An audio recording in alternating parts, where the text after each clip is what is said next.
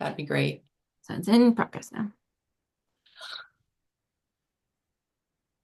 I just said to Brittany, I'm going to invite people because I love seeing everybody when they log in. Familiar faces. Adero, Judy and Julie and Bertrand. Good to see you. Oh, Melanie is here. Kelly is here. This is awesome. Brianne, we have a lot of people who are scheduled to be here today. We had over 50 registrants, and so that's great. Um, how are folks doing? Anybody have anything exciting to share? How's your semester starting? Something wonderful? I don't know, it's starting. It's starting, wonderful or not. Yeah, the horse is out of the barn. Right. And I have a class, I have two classes. All you do is you commit to this program, you take the fall class and the spring class. And I have half the people I have are totally different people because the other half of the ones that should have continued didn't. It's like, okay, fine. Leah, I just want to point out the relevancy of the content you guys are sharing this week, given all of the stuff that's happening politically. Because if we can create uh, with accessibility in mind, then the rest of that becomes less important, I guess, in some way. So, less impactful when people change policies because we are just doing the things and making it accessible regardless of what it says. So that's how I'm feeling today. I'm trying to find the positive in it. Thanks, Krista. Yeah, I think that's important. I think that we are facing some really strong headwinds, and you all know that, except for Bertrand, who's in France, and is not is not face to face with Yeah. this awful time. I just got off a webinar that for an event I'm participating in next week that is sponsored by NSF in their DEI framework. And somebody asked, is this even going to happen? And someone said, I, I heard that there was an NIH presentation that was halted mid-presentation because people were too afraid to go on. And uh, we have students we have to serve, and so that's got to be our focus. But we're looking at a really complicated, frustrating year, I think, while things shake out. And I think a year from now, some of that shakeout will have happened, and we will either all be out of jobs or we will have figured out the workarounds and the oblique angles that we need to take to approach this work. Um, so, um, so yeah, hang in there, friends. Let me just. All right. Well, we're going to get started, and I know some more people are going to be dialing in. Nobody really dials anymore. Um, But I am very happy to introduce my colleague, Brittany Jackson. I know that many of you know Brittany. She's the Director of Training and Technology for the College Autism Network, which is kind of her side gig. Her main job is as the Disability Services Coordinator at Hiram College. And today's topic of UDL and neurodiversity is a real passion of Brittany's, and I've learned a lot from her over these few years. As she has explored this area as a doctoral student and as a colleague. So I feel very fortunate that we are able to have her spend some time with you all. And my charge to her was tools for the toolkit. That's what people want. They want tools they can take back to their day-to-day work. And I know that she is more than up for the challenge. So what I'm going to do here is just to make it a little easier for you to kind of follow along. I'm pinning Brittany as the speaker. You'll all still stay on there. If you've got questions that come up, you can drop those in the chat. I'll kind of monitor that chat, and I may interrupt Brittany if a question is pertinent in the moment, or as we get around to about quarter of the hour, we'll look at those questions and give you a chance to ask follow-up questions at that time. So with that, I'm going to turn this over to Brittany Jackson, Dr. Brittany Jackson. Thank you, Lee. Give me 1 second here just to make sure that I get it pulled up so you can see the actual presentation. Can everybody see it? I was like, Lee, can you confirm? Yes. You're seeing the presentation. Okay. I just like to make sure. Well, thank you guys so much. And it's great to be here and to talk with you guys about this. Like Lee said, this is my passion. I love every moment of getting to talk about this. So, there we go. Okay. So, a little bit about me. Lee told you I'm the director of training and technology for the College Autism Network. I'm also Hiram's Disability Services Coordinator. I've been at Hiram for about 16 years, but I've had a huge variety of roles, and that's the ADHD part of me right there. Hiram alum, I've put in my information. You can read that. I was like, those are the things I did to get to this point. But I am also neurodiverse myself. I have recently been diagnosed with ASD, a very late diagnosis there. ADHD was a fairly late diagnosis a couple of years ago, and anxiety was 20s. So, kind of run the gamut, and still am working towards understanding myself better in this context, which I'll talk about as we go. I'm also a former member of the Hiram Farm. I was the Hiram Farm board president and board member. The Hiram Farm is this great local nonprofit here in Hiram that serves autistic adults, providing meaningful work in a lot of ways. And then the one caveat, or the one thing I always tell people, is that I am a cat mom to 4 adorable, sweet, and sassy kitties who each have their wonderful personalities, but thankfully they are at home and will not attempt to jump into the picture today. Even though they're cute, they can be a pain. So I kind of wanted to just give you a very brief definition of neurodiversity history. You guys know, most of you know this, but in case there's anybody who's new to the group or doesn't necessarily know, I'm going to just talk about it briefly and how I'm going to frame it a little bit here. And then touch base on what universal design is, again, kind of that little bit of a higher level on that. And then connecting the dots between the two, between UDL and how we can assist neurodiverse students with UDL. So one of my main things when I talk to people about neurodiversity is, can minds be normal? What does that mean?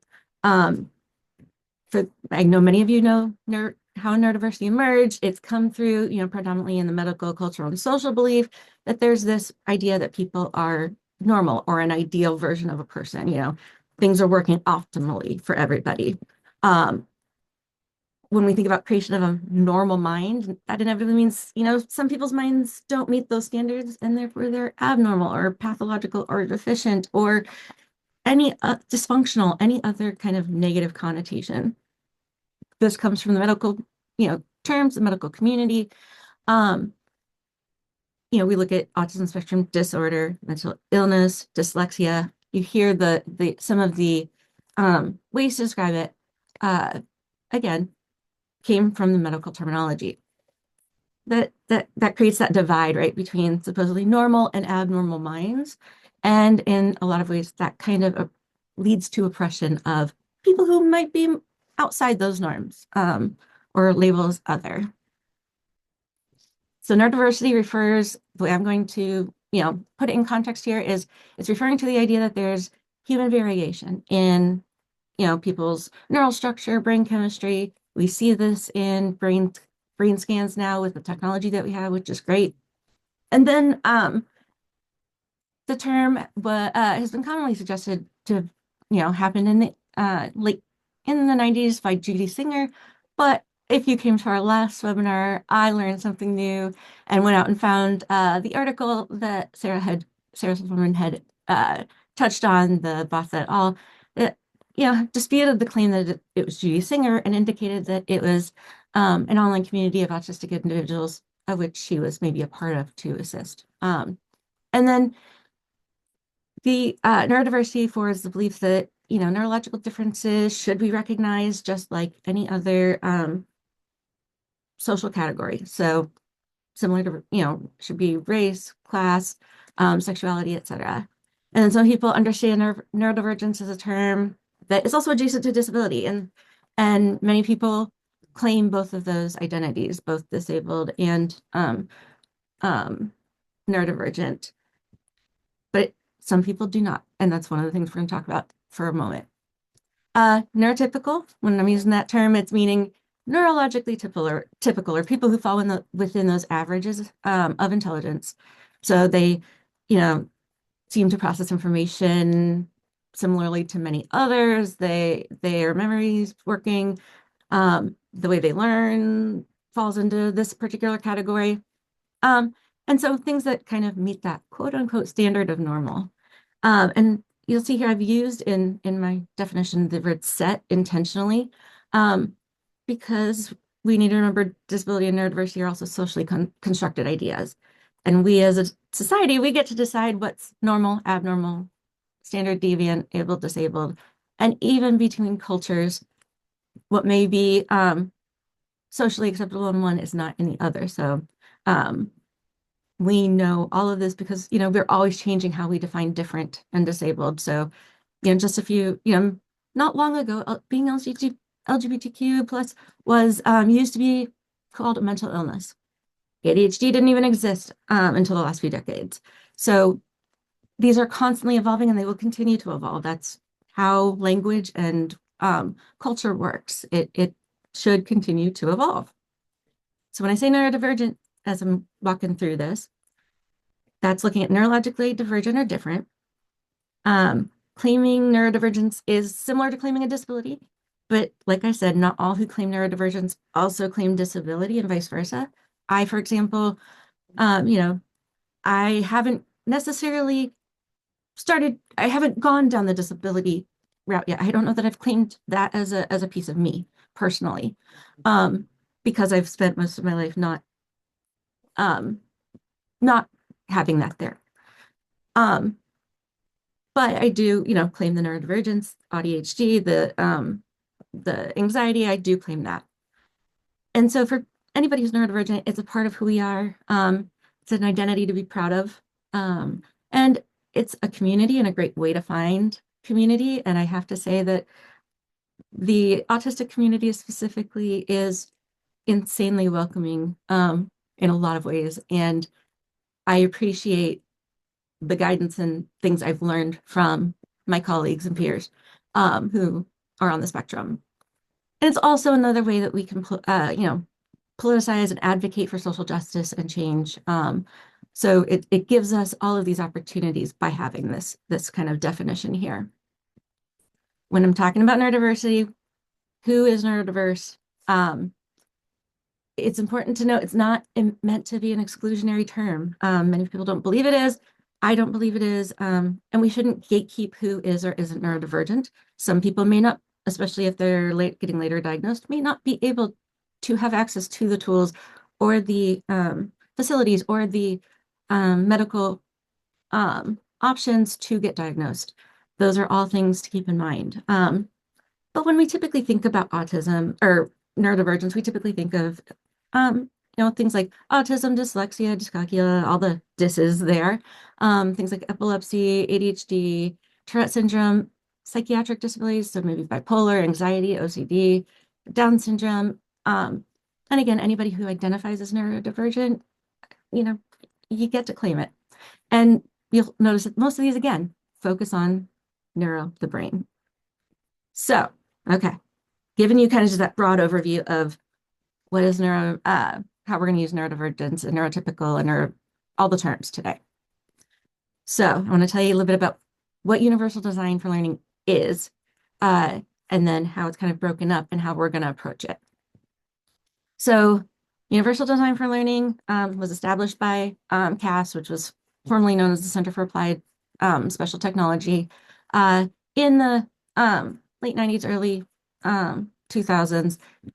They created a framework based off of universal design. So physical modifications to spaces, to buildings, to sidewalks to assist those who have mobility issues, making it more accessible to get in and out. They took kind of that idea, translated it over, and adapted it for the learning environment, be that the physical learning environment, be that the technical learning environment, be that the um, you know, whole aspect of what happens for students or learners. And so they recently came out with the 3.0 framework. It's similar in the previous framework, but slightly different. Still have kind of the three areas that they talked about originally, which is engagement. So this is where we have how do we engage students? How do we make options and things available to students to engage them in the content, in the learning process, help them persist through, finish that, get to the end of that learning objective or goal, handle it mentally, emotionally, etc.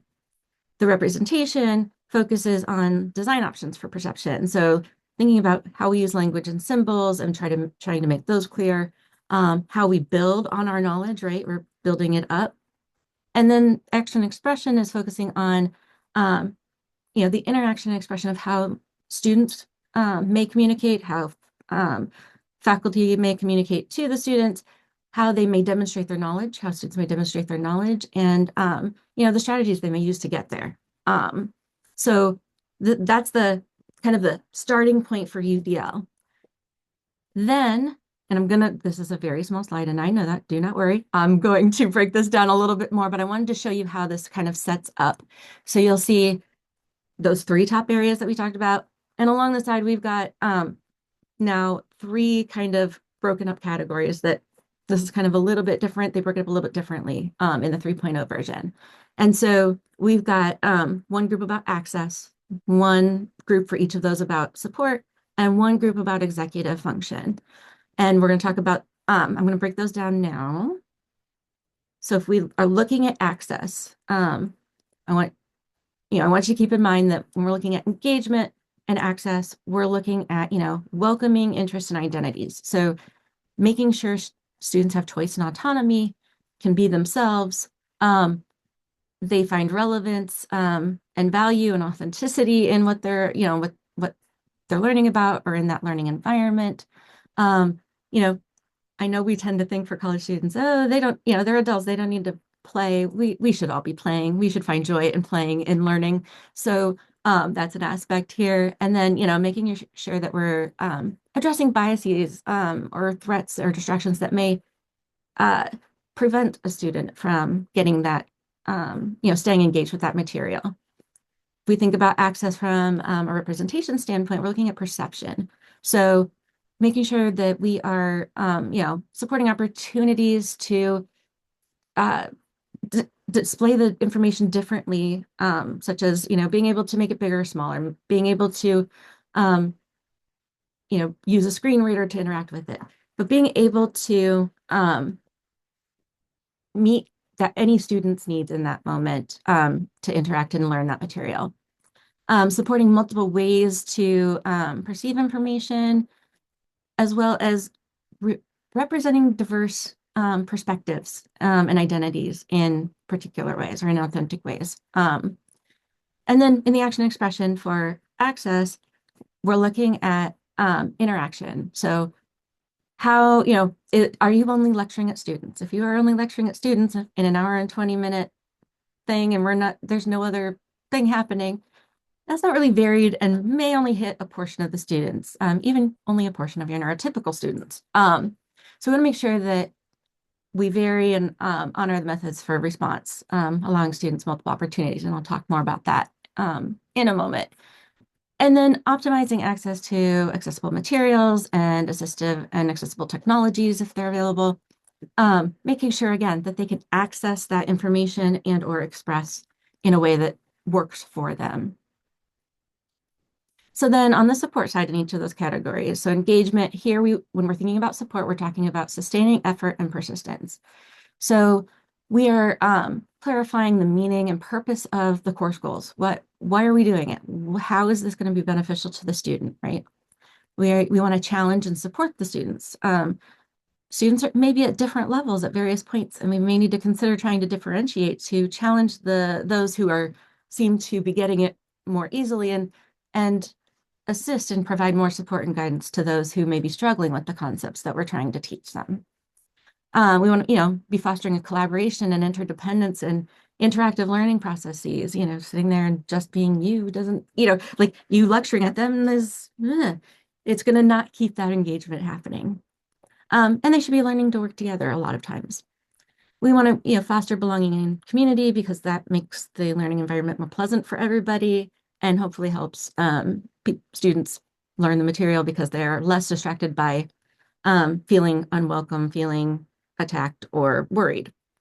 Other action-oriented feedback, making sure that when we give feedback, we are giving them very specific information. Providing feedback that just says, you did great, that's good, doesn't give a student anywhere to grow and go. So making sure that anything we do give them is useful and can be almost measurable, right? When we think about support with representation, we're looking at language and symbols. So clarifying vocabulary, symbols, and language and structures.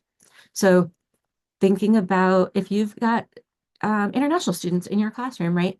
Vocabulary may not, they may be struggling on that side, or they may use different symbols in their language for certain things.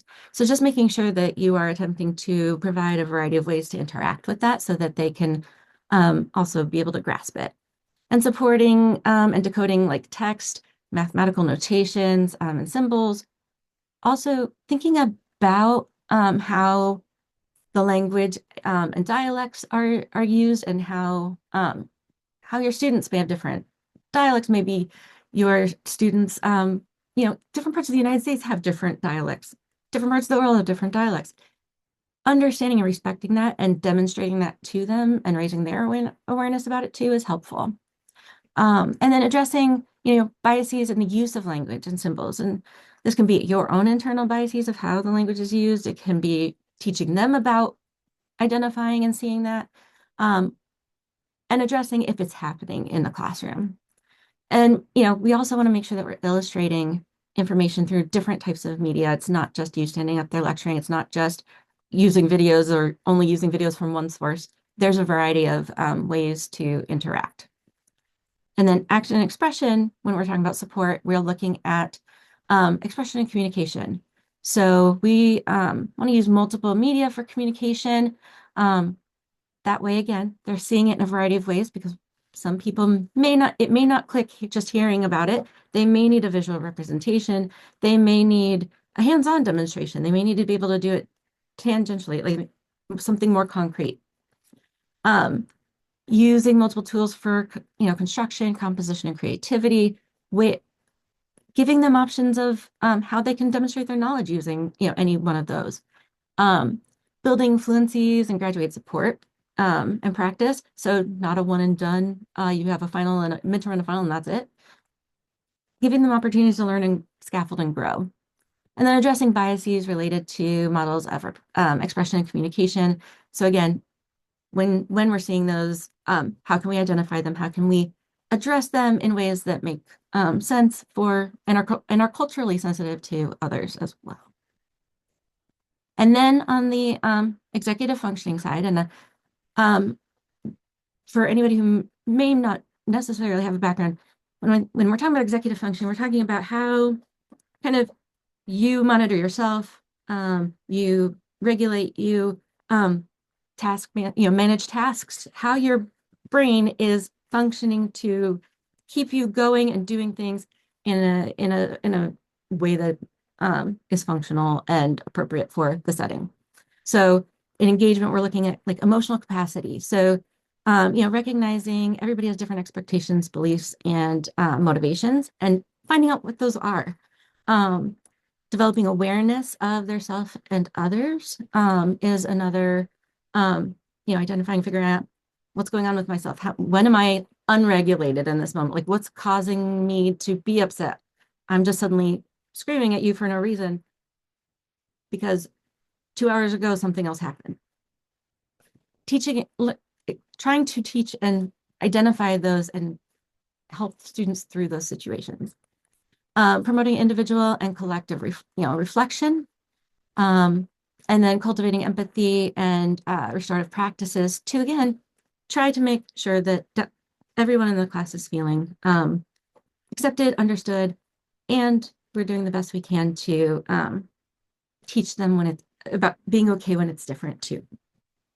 When we're talking about representation, building knowledge, here we're talking about connecting prior knowledge to new learning. So kind of scaffolding that information up, right? You can't go from here to here, from this spot here to the end without scaffolding and building on that previous knowledge that people have. Highlighting and exploring patterns, critical features, and big ideas and relationships. Making sure when those things are happening or when those things are important, we highlight them so that it's clear to students, this is something you need to be paying attention to. Cultivating multiple ways of knowing and making meaning. Finding anything we can to make those connections. And then maximizing transfer and generalization. So, okay, we got them from here to here. Can they take that information out and transfer it into other situations that it might apply to? And then when we're talking action expression from an executive functioning standpoint, we're talking a little more on strategy development. So setting meaningful goals, anticipating and planning for challenges. We know those happen every day in the classroom. Something happens every day. Organizing information and resources, enhancing capacity for monitoring progress through it, and then challenging exclusionary practices, making sure that we are teaching. The best way I think of it is like, I want to make sure we're teaching inclusion. How can we make this a better society? How can we make whatever we're doing in this class meaningful, useful to promote our society, make it better? Okay, so this is just me telling you, we're going to now jump into engagement, and we're going to talk about neurodivergent students and how that presents and how we can address it. But this is, again, we've just walked through the engagement in these ways. I've listed the access, the support, and the executive function just for reference again. Okay, so what happens, when we're thinking about UDL, using UDL engagement with neurodiverse students? Like what occurs there? So students, especially neurodiverse students, if they don't think that curriculum or topic or whatever you are covering in class is interesting or relevant to them, or they do not understand why are they learning it, you've already lost them. They are not going to be as engaged. They're not going to participate. Some of them may shut down. Some neurodiverse students might experience challenges with perseverance and coping skills. So when things start to get more challenging and they may struggle more than they've ever had to struggle to understand a concept, they may shut down. They may not be able to continue forward because they are stuck in, I've never felt this way. I don't know what to do. How do I handle that? And then they might get stuck in a spiral potentially. And then if we think about like twice exceptional students, so 2E, so people who may have multiple diagnoses or really great hyperlexia, they're very, they've got hyperlexia, they're very intelligent, they get all the academic stuff, but the social side is different. If they're not feeling challenged, they're going to disengage with the material. And so you might have to push them a little bit harder. You might have to be a little more creative to keep them engaged. So what can we do? So when we think about access and welcoming interests and identities for engagement, we can create safe learning spaces for students to express themselves. But I always say you want to also potentially, especially for some of our students on the spectrum, you want to make sure you're creating clear boundaries and reiterate regularly and address and discuss biases that may happen from others, biases that they may have without realizing. But also you need to also be checking in on your own internal bias. I'm constantly trying to, when I'm teaching, monitor my, if I'm attempting to make an assumption, we all do it. We all have internal biases. It's okay. Just making sure though that when you've had a bad interaction with a student for some reason, you're not letting that also cloud everything else that is happening and potentially then hindering what they may learn. You can also recruit interest. So, you've got the same goal to learn this concept, but there may be different ways to engage student interest, right? You can provide autonomy and choice.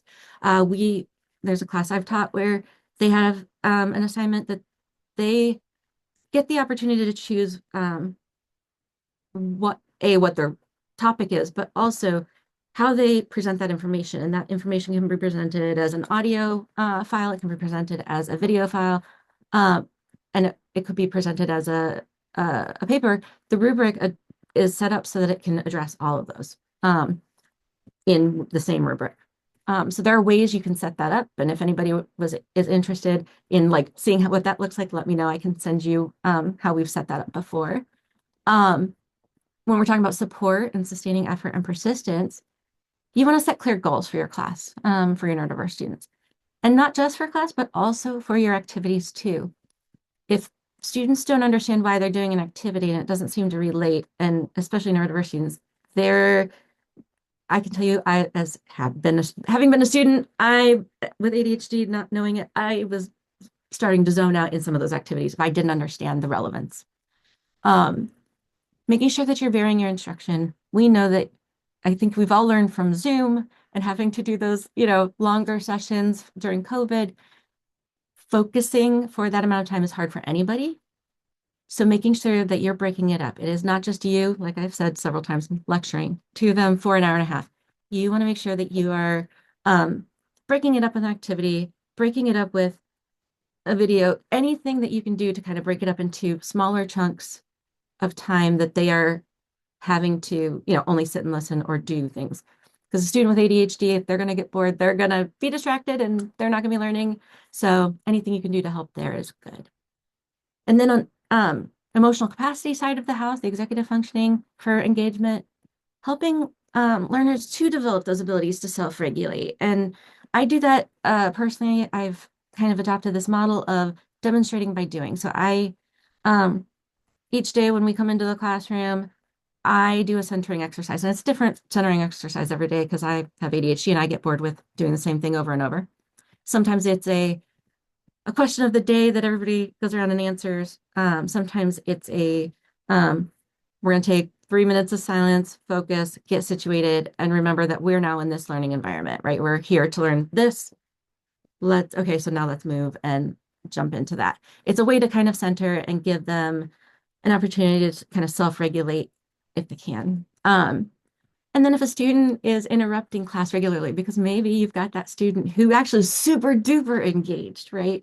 They are so excited about this topic and they know a lot about this topic and they want to say everything and tell you all the things, and they are monopolizing the entire class time.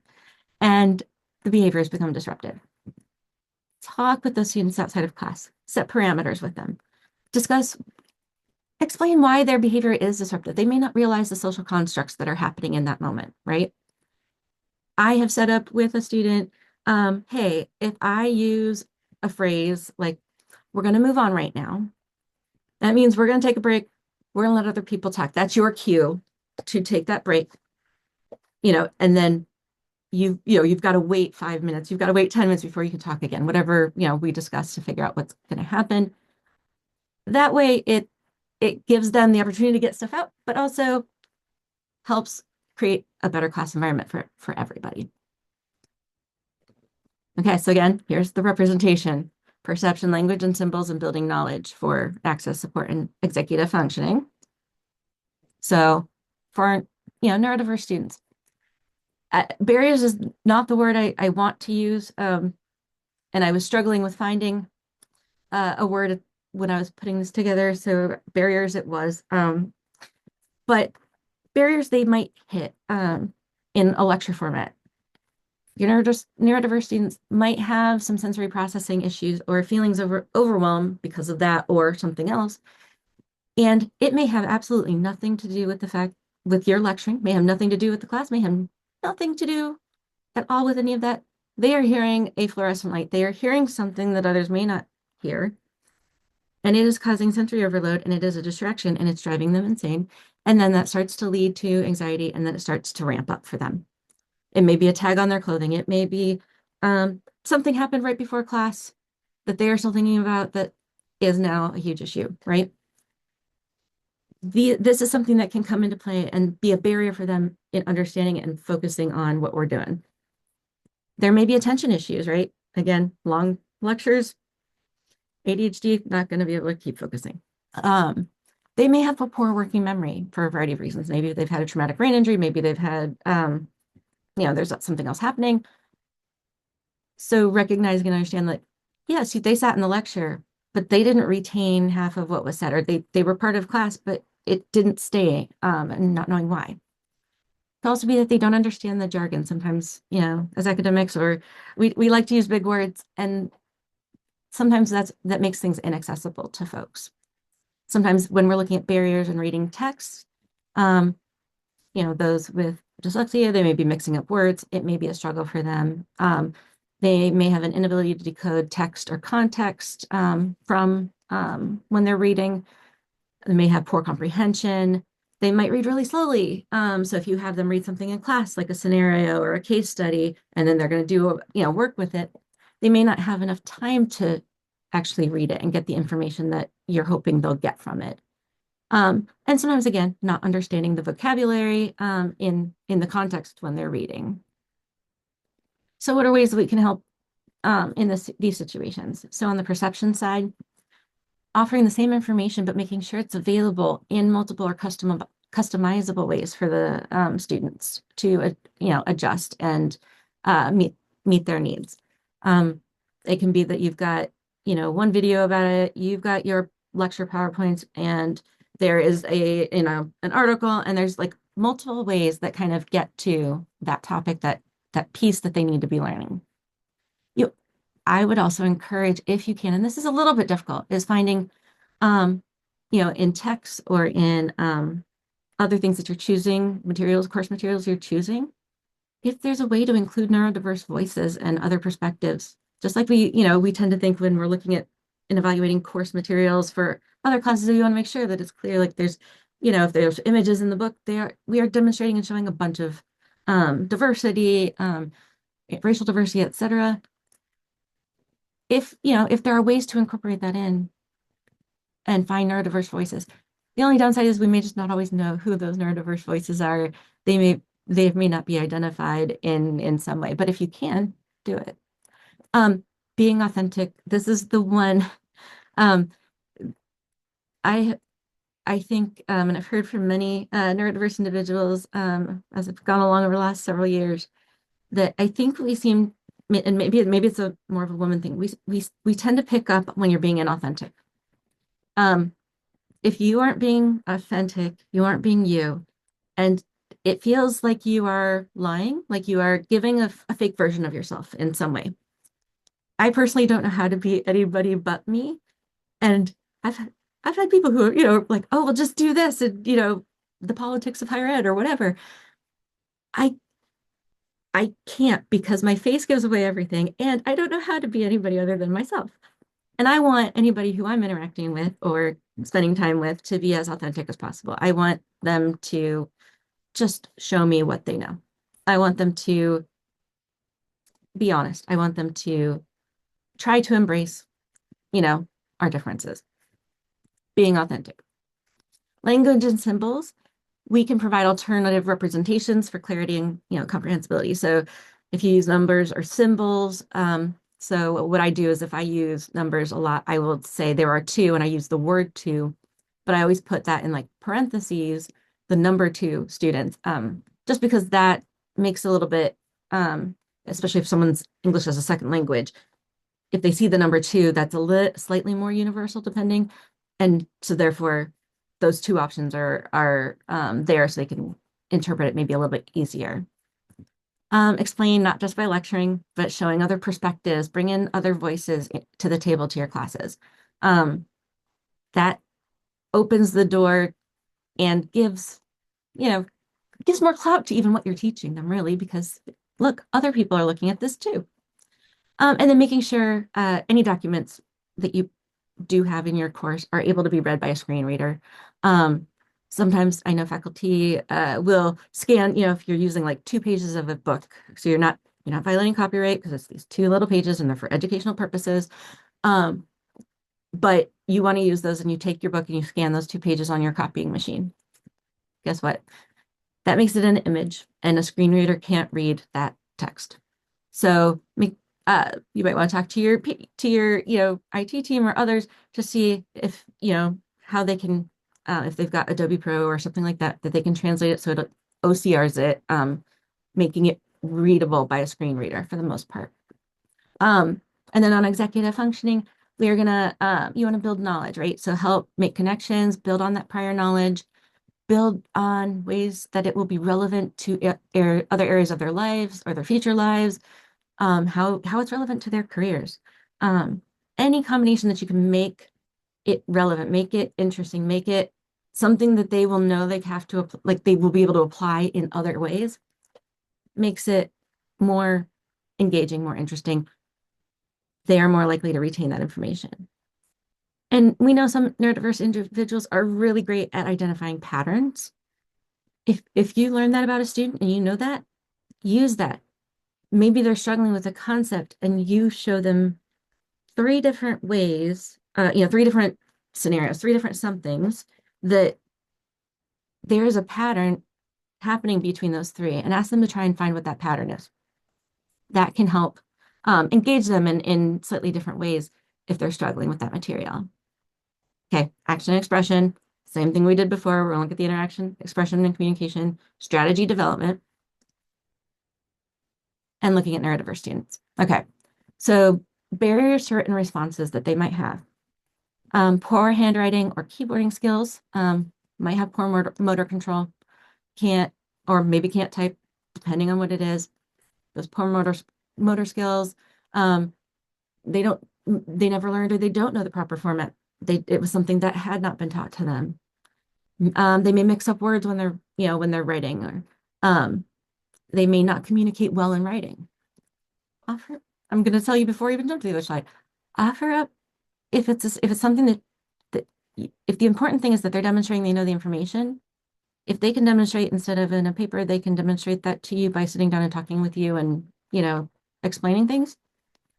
Maybe that's a way to go for them. When we think about like objective tests and barriers that could be there, test anxiety, we know that's huge. It is a big thing and can literally be crippling when it's a big stakes exam or something. And I know that we often say, oh, you should be able to handle this. It happens all the time. Not for someone with anxiety. It will cripple you. You can't focus. You can't answer. You've lost all possibility of what those answers were, even though you knew them 20 minutes ago. They're gone. Lack of writing, just lack of writing utensils or other ways to communicate, and using assistive technology is another way that some folks communicate. Sometimes questions are skipped and not returned to, especially if you're using things like Scantrons. I'd get lost in the bubbles. That was always my struggle. And misunderstanding directions if they're only given in one format. So I tend to try to explain the directions verbally, but also have it displaying on the screen so that in a written format so students can see what those directions are. And then poor memory and recall, not everybody can recall things, even if they did read it 17 times as quickly and easily as they might want to. So what we can do here is provide multiple ways for students to participate. So I tend to, I like to use sometimes Nearpod, sometimes it's other programs where when I'm asking questions of the class, like a discussion, they can answer verbally, just like, you might typically have in a discussion. Or I've had students who were so shy, so painfully shy that aspect terrified them. So what we did, so what I do is, okay, you could either say it out loud or you can put it up on, type it out on the board we've got up with the question on it, put it in there and we can talk about it, right? It eases the amount of anxiety, it gives options. And so that's the most important thing. When we talk about same goals, different motor, strategic and organizational concepts, making sure those are fully captioned and accessible. Thinking about organization is huge. How do you organize your course in a way that they understand it? I tend to do things linear, like as a timeline or linearly in a course, like when things are going to be due, um, setting things up each week. Others do by topics, but you want to make sure you're explaining to them how you're doing that. Otherwise, they're going to, depending, they may not understand how we're going through the course. In expression and communication, you want to provide learners with different ways to express what they know, be flexible. Again, maybe they can say it to you verbally. Maybe they can create something more creative because writing a paper that day is, or, for that particular thing is just not going to work for them. Being flexible is really important. Scaffolding that learning, right? Building on what they know and recognizing that not everyone will be at the same level of understanding at any given point in the class. We know they all come in at different levels here when they even enter the class, and that continues throughout. And I think in college we forget that, we really should be kind of trying to differentiate our instruction. K-12 has been doing that for years. Not many faculty have been taught how to teach necessarily. And so not having that information, how you can differentiate for and challenge those who may need a little more challenging and support those who may be at a slightly lower point in the course or in their understanding.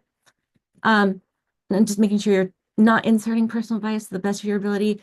It will happen. We all do it. I get mad at myself when I realize I did it after the fact.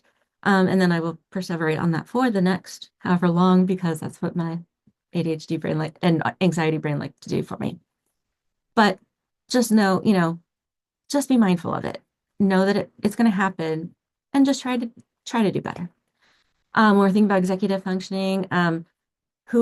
Learn about who your students are. Try to anticipate and plan for any challenges as you move through the course.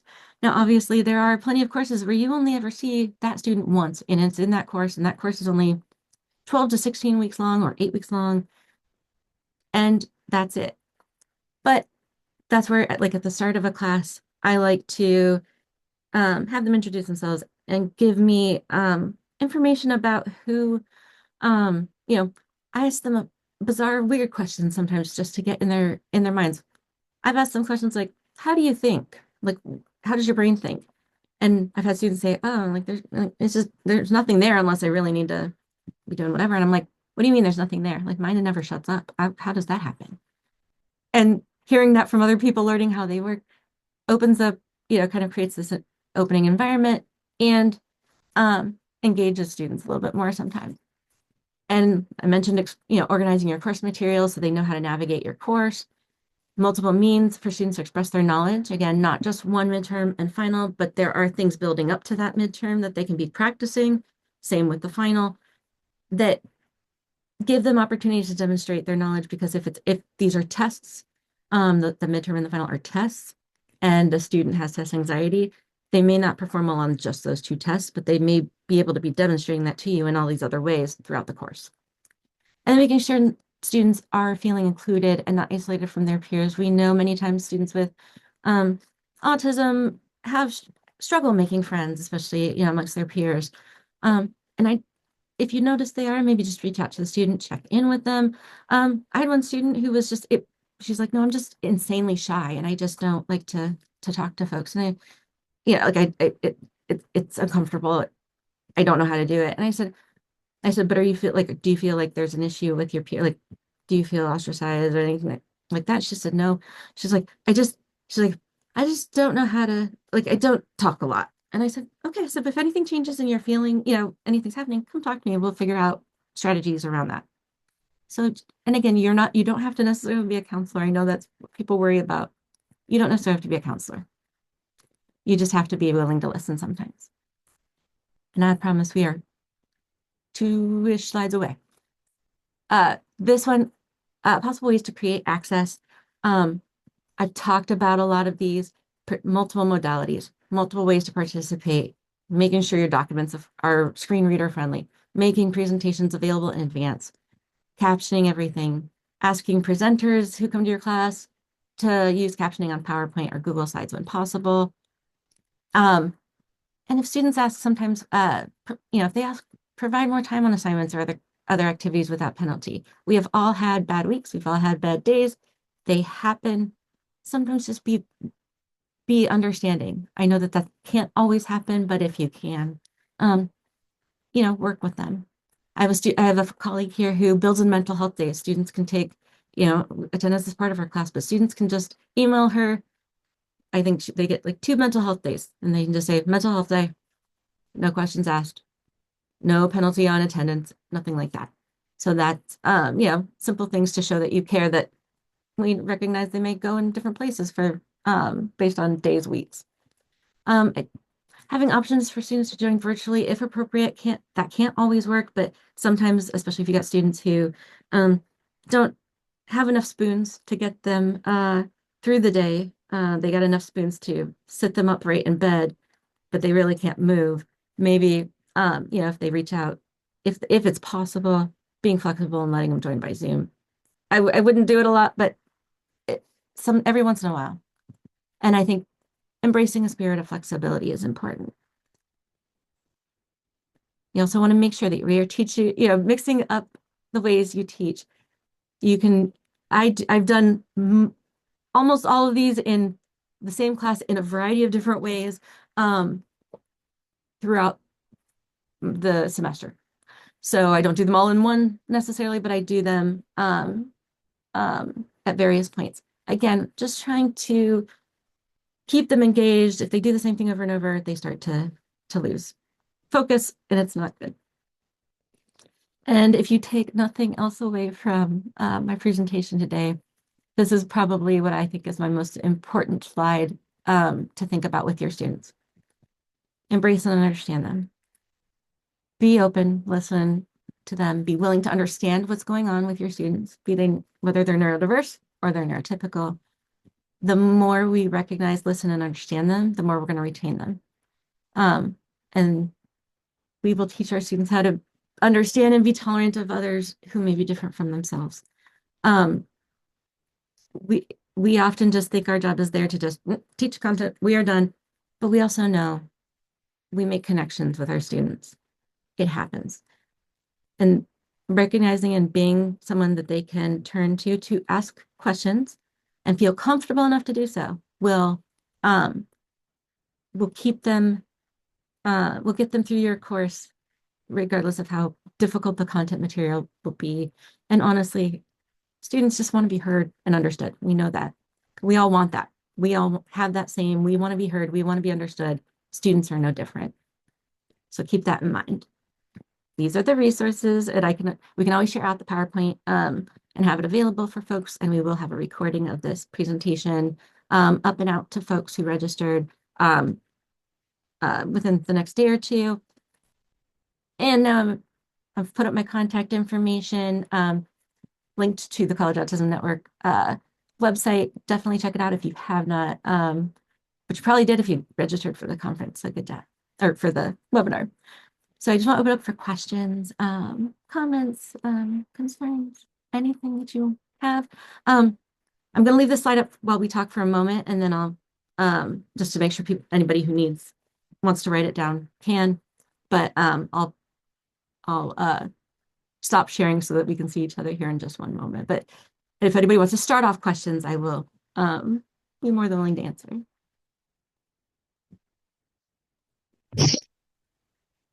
Kelly, did you unmute their question? Okay. Brittany, I have a question. So one of the things that you said was if you're trying to respond to the ADHD student, that having different types of activities is important. But we have also maybe in the classroom autistic students who are looking for some consistency and being able to predict what's going to happen. So how do you balance the need for diversity of approach and the need for predictability of approach? So one of the ways that I've done that that I think has been effective is certain aspects of the course. When we start course, when we come into class each day, I always have up, when they walk in the class, there's always a slide up to start us. I always give them the agenda of the day of what we're going to do so that they know what's going to happen. And I always try to put if I always try to have those ready and available before class starts so they can go in and see what's going to be happening. And then they'll see the agenda for the day. And there's typically two things that remain consistent on the front and the end of class. So when they walk in, they see these things that we go through the agenda of what we're going to do that day. They see that we do a centering exercise every day. And then at the end, we all identify one thing we learned. So those two ends of it are always, I always try to have those two pieces there whenever I'm teaching. The things that happen in between, I have talked to students and said, okay, I put into like my Moodle course, we use Moodle as our learning management system. I put in there, here's, we're going to do, typically I try to structure it a little similarly in the sense that it's like, I will talk with them, depending on what it is, for a few minutes. We will then either watch a video, look at a case study. There's like an activity that they're reading, looking at, and then there's maybe a discussion or some other like active piece that's happening. They know that those vary up a little bit in there, how they might happen, but they know that within the course, they already know what the flows should be and it's going to be, so they can prepare themselves that way. That seems to work many times. I haven't had a student come up and tell me it hasn't, and I always try to impress upon them that they, if they're struggling with the routine of it or anything like that, to let me know, and we will talk and we'll figure something, see if there's ways that I can work with them to make it better, easier, more now for them to navigate. Melanie's got a great question here in the chat. One area where we really struggle to support our neurodiverse students, especially, is in lab classes, right? They're extra long, they present extra sensory challenges. You can't make them up, so you can't take a mental health day and expect that you're going to be able to repeat it. Any suggestions on how to get our neurodivergent students through some of their science courses? That is a great question. I know that I've worked with some colleagues here who have tried, at least, especially in, and this is going to work for some classes and probably not for others, where a lot of the lab stuff that they're doing is very action oriented, right? They are moving around the lab. They are moving and doing things. They are exploring whatever maybe it's, you're looking at certain ecology things, or they're doing something with pipetting, or, any other crazy things that might happen in a science course. You could tell I was not a science person. Keeping it moving is, I think, as long as they are not having to only sit there and, that entire time, as long as they can get up and move to go grab stuff, to be doing things, that will help. But I also know not every course can allow that. Like every lab course can allow that in the same way. I don't know if there's other things that I've heard from. I'd be curious if anybody else here has ideas as well, because it's hard when you have the longer classes. I used to have a class here when I was a master's student. It was 6 hours long that we were in 6 hours. You can't do it. It's impossible. So if there are some good suggestions that people in the audience have, drop them in the chat. Kelly, I see your hand raised.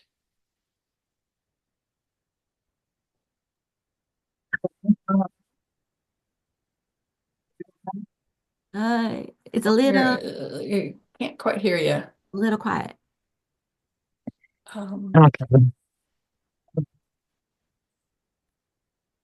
Still not coming through. While Kelly figures that out, Bertrand has a question. Is it possible to adopt UDL without using digital tools? I think that many principles need to be put in place using digital tools, for instance, to have students get the type of representation they need. Yeah, if I can add something, Lee, Yeah, of course. it goes with the questions you asked. That was very important, I think, is that the need of the students may be contradictory. And one thing about UDL that is always I'm always thinking about is how do we put that really in practice in a classroom with a group of students and all that and well, I have come to this idea and I wanted to have your opinion about that really using digital tools is a necessity if we want to have the students have access to the diversity of representations that we may need. We can see that about the way of just writing text. Okay, some people need bigger letters. For some people, having bigger letters is it's less easy to read. Okay, so how my intuition is that to conciliate all that, it's important to be able for everybody to have some digital representations so that it can adapt to their very needs.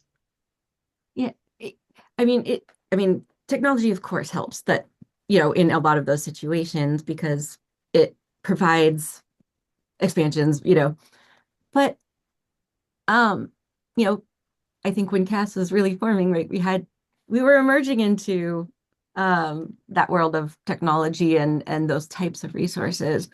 Um, and I think, you know, we can also on the reading side, it will be a little bit more difficult. It would be things where we might have to go to potentially if they know how to read Braille, we might have to do something like that, right? Like there might be other ways we might have to think about that from a physical standpoint, if we can't do an electronic. But thinking about I always think about like if you are teaching about chemistry and you are teaching a student who is blind and you are trying to talk about how those chemical compounds and things come together, how do you do that? Um, and having something tactile for some situations like that, little model kits that you can feel and see how these things, this is this is that, and how they go together.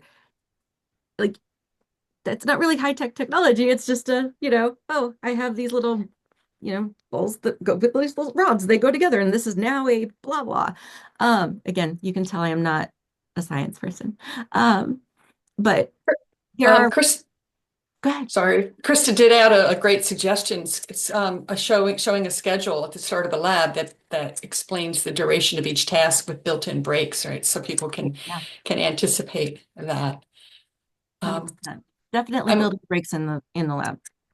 right, and let people know that they can anticipate those breaks. We're at the top of the hour, and I know people have things they've got to do.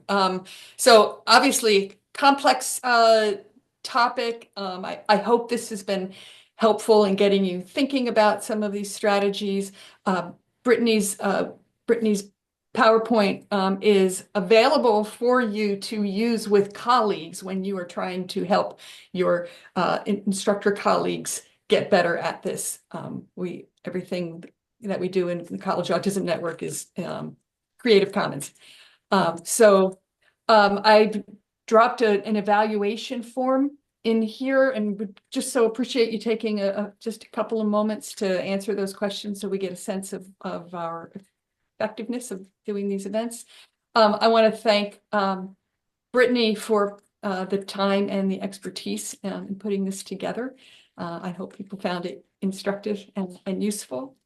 And we'll be back in February. We're going to have another event like this following up on our disruptive student webinar that we had in November to work more on sort of the tools for the toolkit around that particular important topic. So stay tuned for that. Thank you all for coming and enjoy the rest of your day and have a wonderful weekend, everybody. Thank you, guys.